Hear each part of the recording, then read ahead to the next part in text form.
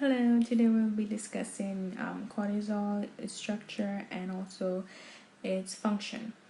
Okay, so let's begin. Cortisol is the first step in the cortisol pituitary hypothalamus axis is that cortisol releasing hormone is released from the paraventricular nucleus in the hypothalamus. So this is the paraventricular nucleus in the hypothalamus. The paraventricular nucleus. And it produces cortisol releasing hormone. Just like the previous hormones we've discussed of the anterior pituitary, the cortisol releasing hormone released into the primary capillary plexus and goes to special cells in the pituitary. In this case, the special cells are corticotrophs. So these are the corticotrophs. Okay.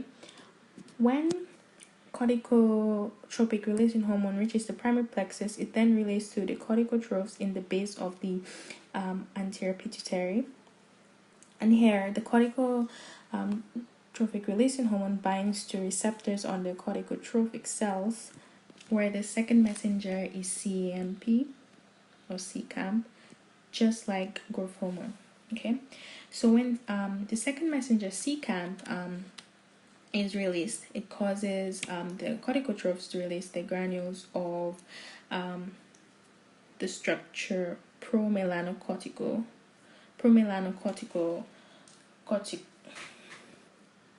Okay, so when POMC or promelanocortin is released, promelanocortin needs to split into 4 fragments, like I have shown in the diagram. It splits into ACTH or adenocorticotrophic hormone. It splits into gamma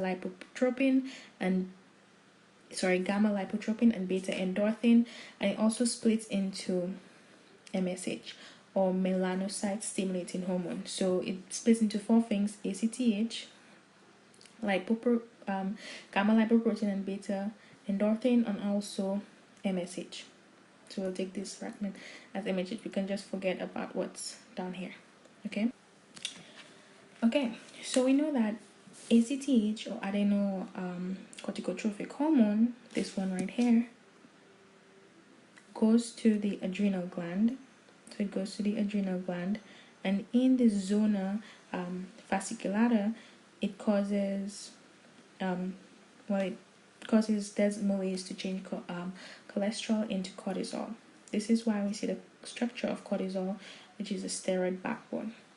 Whereas the melanocyte stimulating hormone goes to melanocytes and causes the stimulation of dark pigment, and lipotropin and beta endorphin is responsible for pain perception and anesthesia.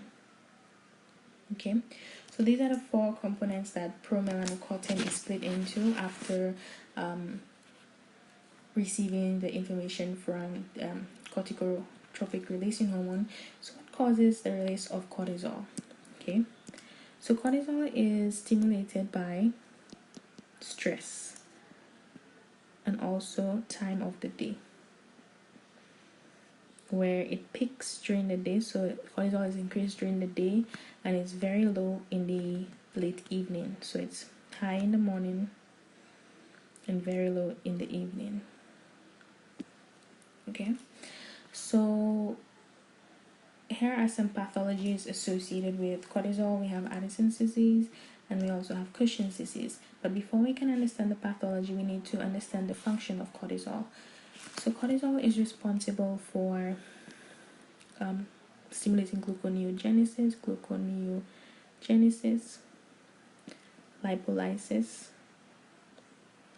So it's mainly a catabolic hormone, protein breakdown,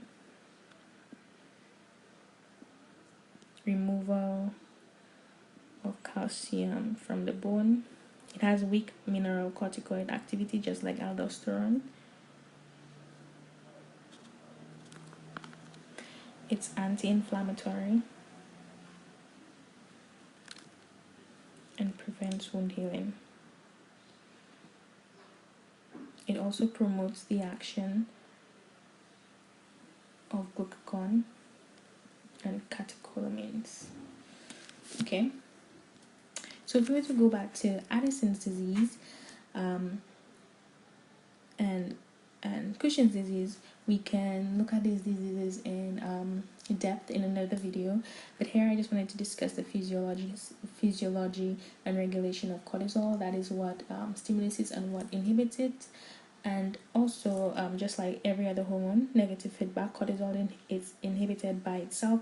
So the more cortisol that is in the blood, cortisol inhibits its release by inhibiting CRH and also inhibiting ACTH. Okay, so this has been physiology of cortisol, and I hope that was helpful. Don't forget to like,